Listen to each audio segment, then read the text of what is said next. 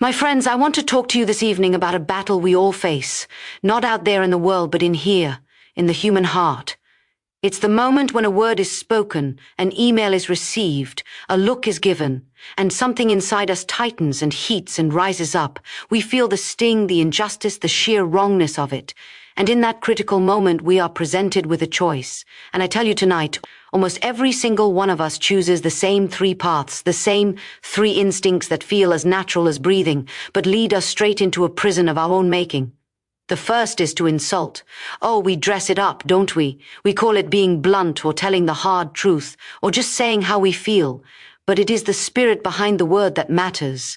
When that heat rises, our tongue becomes a weapon. We aim for the weakness, the flaw, the tender spot in the other person. We belittle their idea by belittling them. Only someone who didn't know what they were talking about would suggest that. It's a quick, sharp release like letting off steam.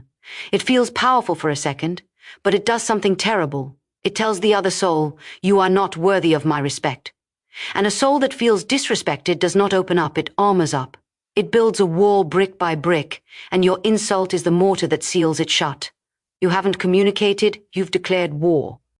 And so, because the insult has built the wall, we run headlong into our second instinct, we argue. Now, arguing seems so reasonable, so logical. We marshal our facts. We line up our points like soldiers. We rehearse our brilliant retorts. We are going to prove we are right. But listen to me carefully. When you enter an argument with someone who feels disrespected, you are no longer discussing an issue. You are wrestling with their self-worth. Every fact you fire at them is no longer heard as information, but as another bullet aimed at their dignity. They are not listening to your logic. They are scanning the battlefield for a flaw in your armor, a chink where they can fire back. The content dies and the contest begins. It becomes a tug of war where both sides just dig their heels in deeper, straining until someone falls in the mud. And even if by sheer force of words you win, what have you won? A defeated, resentful person.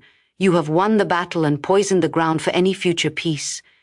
And this futility, this spinning in circles, leads us directly to the third and most corrosive instinct of all. We get angry. This is more than heat.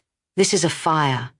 It's the body's final, full-throated protest when the insult didn't relieve us and the argument didn't convince them. Our voice tightens. Our face flushes. We may even shout or shake. We think if I am just forceful enough, loud enough, intense enough, they will finally see. They will finally submit. But anger does not illuminate, it blinds. It blinds you to anything they might be trying to say. It blinds them to any truth you might be carrying. All they see is the storm in your eyes, and all they feel is the need to shelter from it or become a storm themselves. Your anger has given them a perfect excuse to stop listening to you entirely. They can now dismiss everything, not because your point was wrong, but because your spirit was out of control. You have handed them the moral high ground on a platter, and you are left standing in the valley of your own frustration. These three, insulting, arguing, getting angry, they are a trinity of failure. They are the default settings of a heart that believes the only way to win is for the other person to lose. They are the tactics of the ego, screaming to be heard, to be validated, to be crowned victorious. But my dear friends, I must tell you the quiet truth. In any human conflict, if your primary goal is to prove you are right, you have already lost. You have lost the chance to understand. You have lost the chance to connect. You have lost the only real victory there is, the victory of a resolution, a mended bridge, a way forward together. We cling to these instincts because they give us an illusion of control, of power, of release, but they are, every one of them, reactions. They are you, being controlled by the moment, by the offense, by the other person's words. You have handed over the reins of your own spirit. The insult, the argument, the anger, they are not your tools, they are your chains. And tonight I am here to tell you there is a key. There is a way to step out of that prison of reaction and into a place of stunning, quiet power. So let us leave these three dead ends behind, and I will show you the one path that leads to life. Now, having seen those dead ends so clearly, the question that must rise in your heart is, but where do I go instead? If I don't stand my ground, don't I just disappear? No, child. 1,000 times no. You do not disappear. You ascend. You move to a place of such clarity and such authority that those old fiery instincts will seem like the thrashings of a child in the dark. And the secret to that place, the very map to it, lies in understanding a simple truth about every single disagreement you will ever have. In every conflict, there are not two stories. There are three. Let me explain. The first story is your story. It is pristine, logical, and morally sound in your own mind. You know exactly what happened. You remember the words spoken, the tone used, the sequence of events with perfect clarity. You know your intentions were good, or at least reasonable. You can trace the line of cause and effect, and it points, inevitably, to the rightness of your position and the wrongness, or at least the profound misunderstanding of the other person. This story is your castle. It is built with the stones of your experience and defended by the archers of your emotion. From within its walls, the landscape of the conflict makes complete sense. But across the field, there is a second story. It is their story. And from within their castle, the view is just as clear, just as defensible, and just as morally justified. They too have their memories of your tone, your words, your actions. They have woven a narrative where their reactions were reasonable, where your behavior was the provocation, where their intentions were pure and yours were suspect. They are not lying in there, they are living in their own truth. When you shout your story from your ramparts and they shout theirs back from theirs, you are not communicating. You are just broadcasting two separate radio stations on the same frequency. All that results is noise and static. And here is where almost all of us live our entire conflict-ridden lives, trapped inside our own story, pounding on the walls of theirs, utterly bewildered that they cannot see what is so obvious to us. We think the solution is to tell our story louder, with better words, with more passion. But you cannot convince someone out of their castle with a megaphone. You only make them reinforce the gates. So where is the way out? It is the third story. This is not your story, and it is not their story.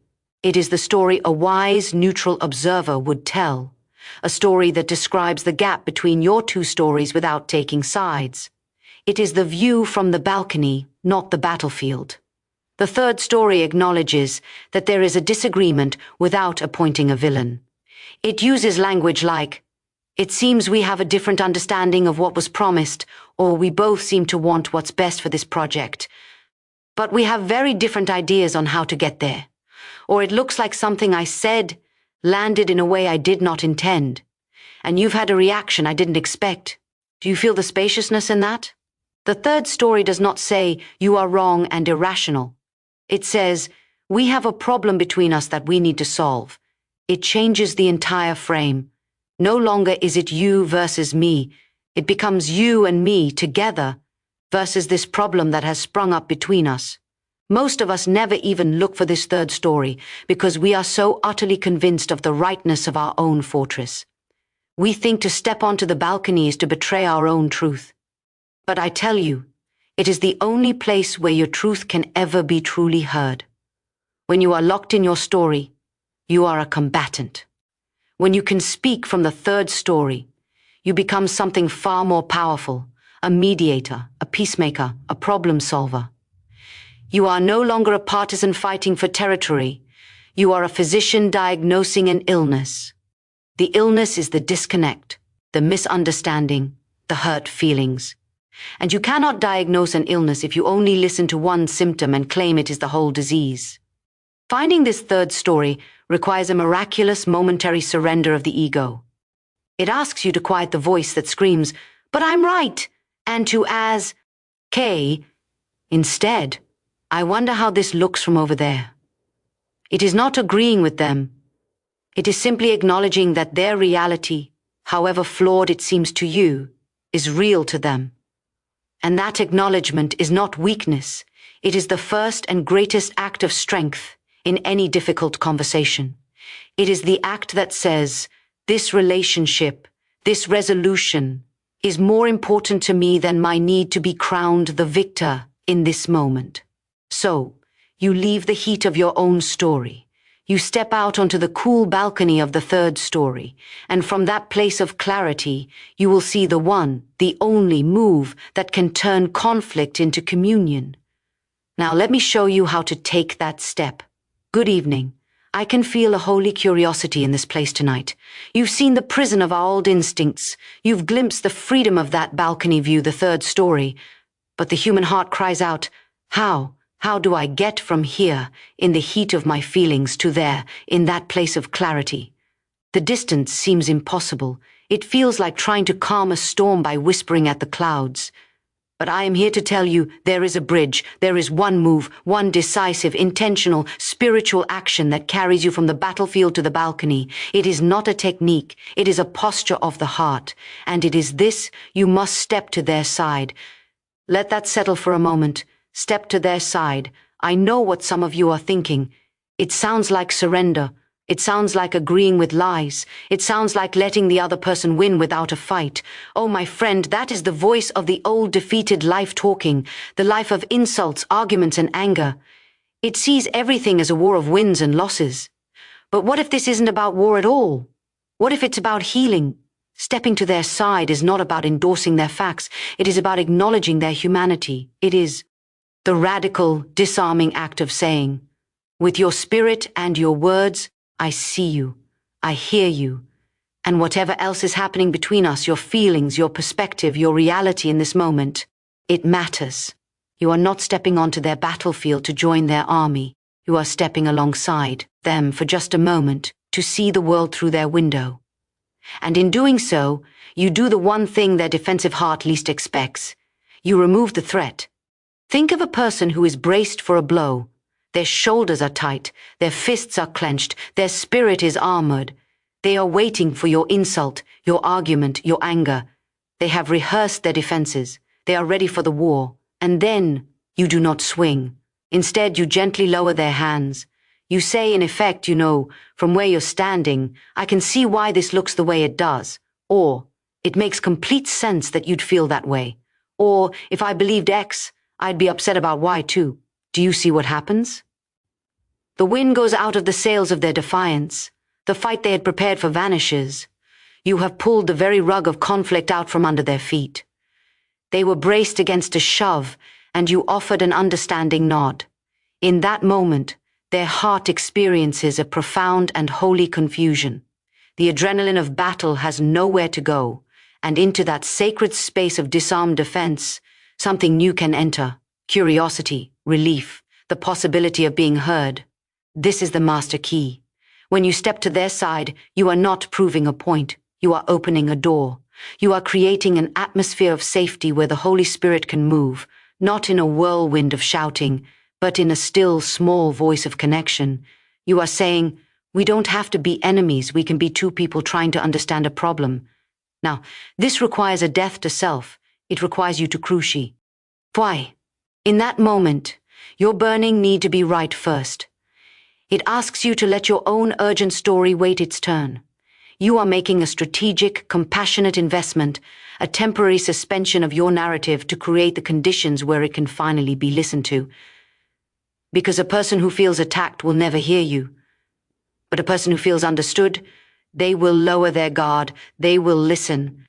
And then, and only then, will they have the capacity to turn and try to see the world through your window. This is the great reversal of the enemy's tactics. He thrives in the heat of accusation and retort, but he is utterly disarmed in the cool waters of empathetic validation. You are using a spiritual principle. You overcome evil with good. You overcome hostility with unexpected grace. You are practicing a form of love so powerful it can dismantle a barricade without lifting a weapon. So you don't start with your truth. You start with theirs. You step out of the fortress of your own rightness. You walk across the no man's land between you, and you stand for a holy moment on their ground. You validate their emotional reality. You baptize their perspective in the waters of, I get it.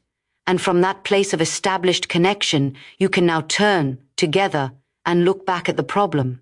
Now you are side by side, looking at the same issue, rather than face to face, glaring at each other as the issue. This is not manipulation. This is the highest form of spiritual communication. It is the love of Christ in you, seeking not to condemn, but to save the moment. It is the power of a surrendered will, choosing connection over conquest. Let me show you the very words that make this bridge real under your feet. I can see the light dawning in this place. The truth is landing. You understand the move, to step to their side. But now the practical heart asks the practical question. What do I say? How does this spiritual posture become words in my mouth when the heat is rising and my old nature is screaming to fight back? The words are not a formula. They are not a magic spell to be chanted. They are the natural overflow of a heart that has truly chosen to see from the balcony, to walk across the field. They are the language of the third story, spoken with an accent of grace. They translate the intent to connect into a sound the other heart can receive. And tonight, I want to give you this vocabulary of peace. The first and most powerful word in this new language is not a word at all, but a posture, listening, real, silent, focused listening. Not the kind of listening where you are just waiting for your turn to talk, rehearsing your rebuttal in your mind, but the kind of listening that seeks to understand. Let them speak. Let them exhaust their point. Let them feel the weight of their own words in the silence you provide. Your quiet attention is the first and greatest act of validation. It says, "You matter enough for me to still my own spirit and receive yours." Then, from that place of true hearing, your words must do one thing above all else: validate the feeling, not necessarily the fact. This is the golden key. You are not saying you are right about everything. You are saying your feeling is right, given what you believe. This separates the person from the problem and honors their humanity without endorsing any inaccuracy. So you learn to speak this new tongue. You say things like, "I can hear how upsetting this is for you. It makes complete sense that you'd see it that way. You're not wrong to feel that. Thank you for telling me that. I can see why this is so important to you. From your perspective, I understand why this looks like a broken promise." Do you hear the music in those phrases?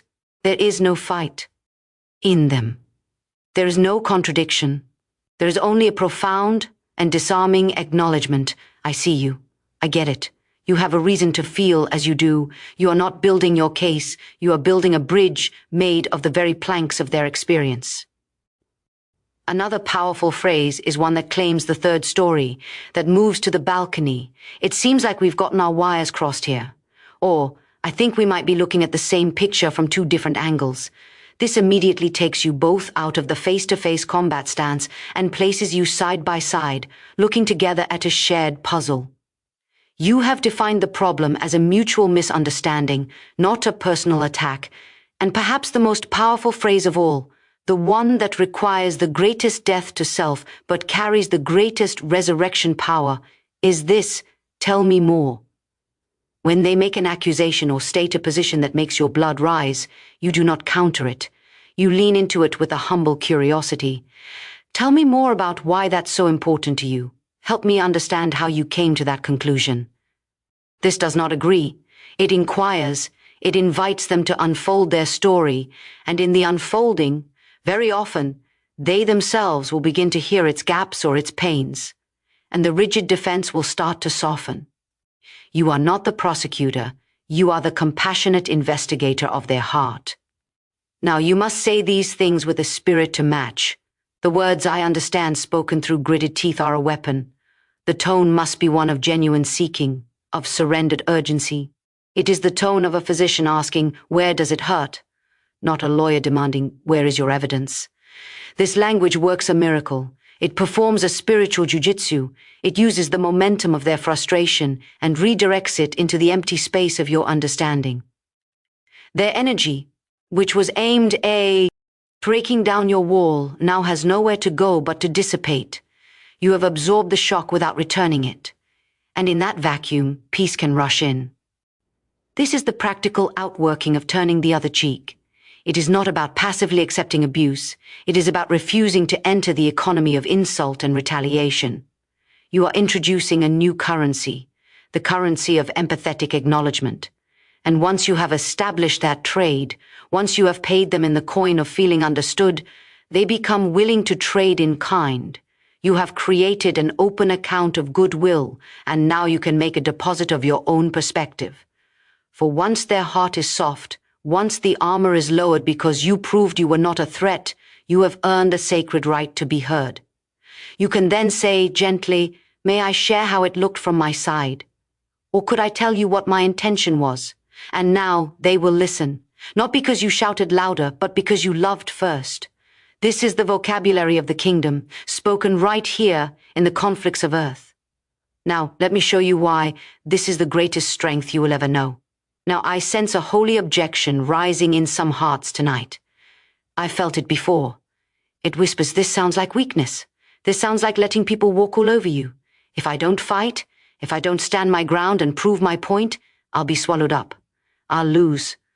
Oh, child of God, I must tell you, that whisper is a profound and ancient deception. It is the lie that has kept generations in bondage to their own tempers, their own pride, their own loneliness. What I am describing to you is not surrender. It is not passivity. It is the most formidable, the most spiritually potent form of power you can ever wield in a human relationship. Think of it this way. In our old way, insulting, arguing, getting angry, who was in cont? Sure, they were. Their words, their tone, their accusation was the puppeteer, and your reaction was the puppet. They jerked the string and you danced, a dance of heat and noise and futility. You handed them the remote control to your emotions. You gave them all the power. Your anger was not your strength, it was the proof of your captivity. But when you choose to step to their side, when you breathe deep and speak the language of validation, you seize the reins. You take control of the entire atmosphere. You are no longer a reactor, swept along by the current of conflict. You become the director of the encounter. You consciously, deliberately change the script from a tragedy to a potential reconciliation. That is not weakness. That is the quiet, awesome power of a master over chaos. You see, the world's idea of power is a clenched fist. It is domination.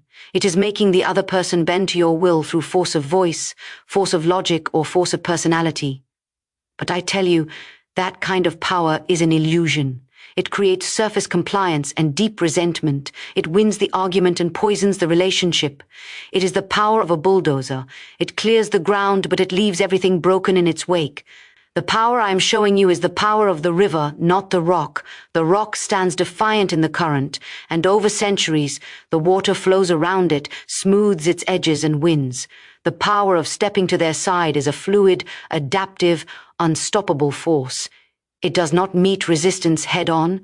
It understands the contours of the resistance, and it gently, persistently finds a new path forward.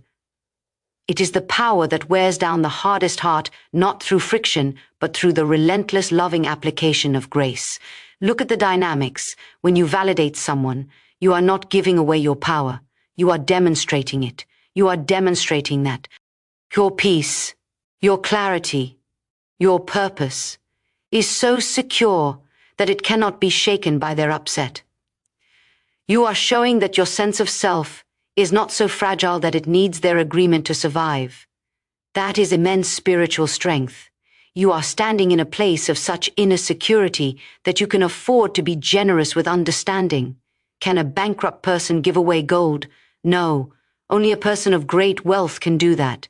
When you give the gift of validation, you're proving the riches of your own spiritual and emotional constitution. And this is the great holy paradox. By lowering yourself, you rise. By bending in understanding, you become unbreakable. By relinquishing the desperate need to be seen as right, you position yourself to actually be effective. You exchange the brittle, temporary crown of winning the fight for the enduring, gentle authority of being a peacemaker. This is the power of influence, not of imposition. When you force, you create a foe. When you understand, you create a listener. And once you have a listener, you have the opportunity to truly lead, to truly share, to truly plant a seed that can grow. You have the power to transform an enemy into a collaborator. You have the power to turn a destructive clash into a creative conversation. This is not the power to make someone bow. It is the power to make a bridge appear where there was only a chasm. The world screams that you must push harder to get your way, but the spirit whispers that you must understand to find the way. One is the frazzled, exhausting power of the ego, which must constantly be fed with victories. The other is the calm, renewing power of love, which is victorious simply in the act of connecting.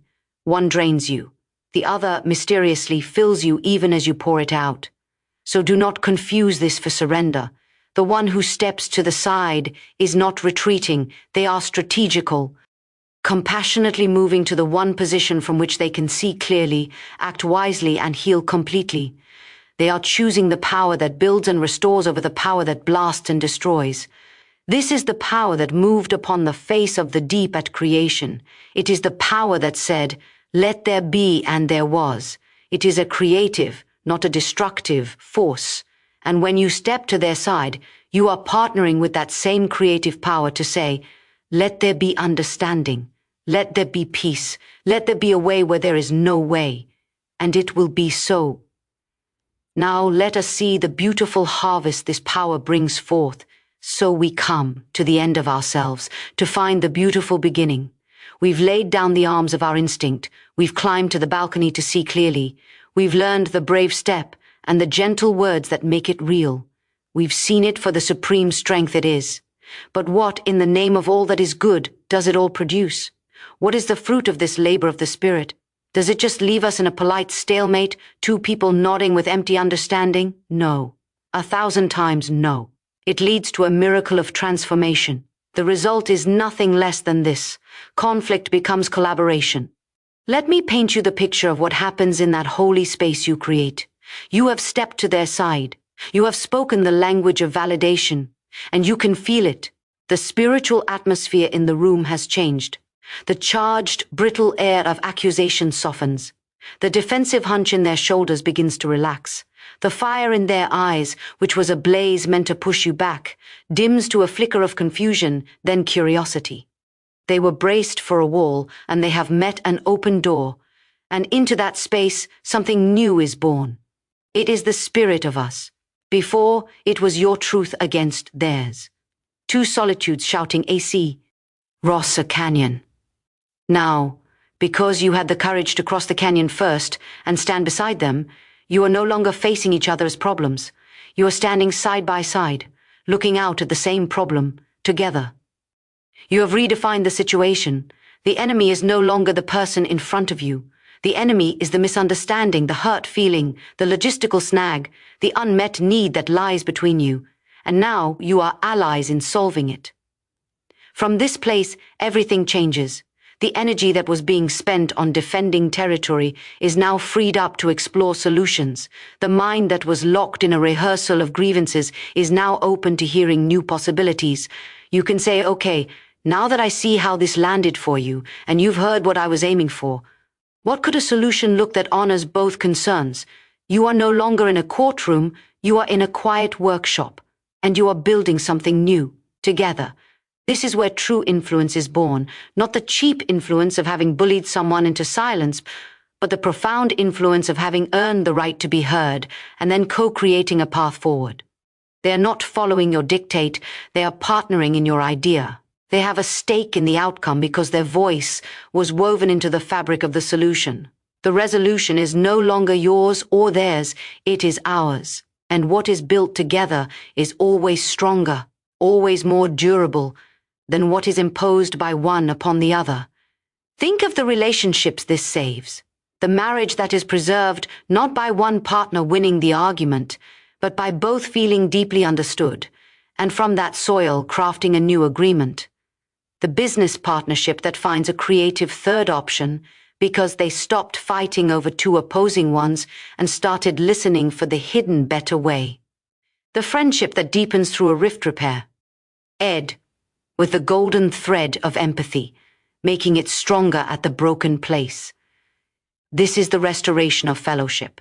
It is the ministry of reconciliation, practiced in the everyday moments of friction and frustration.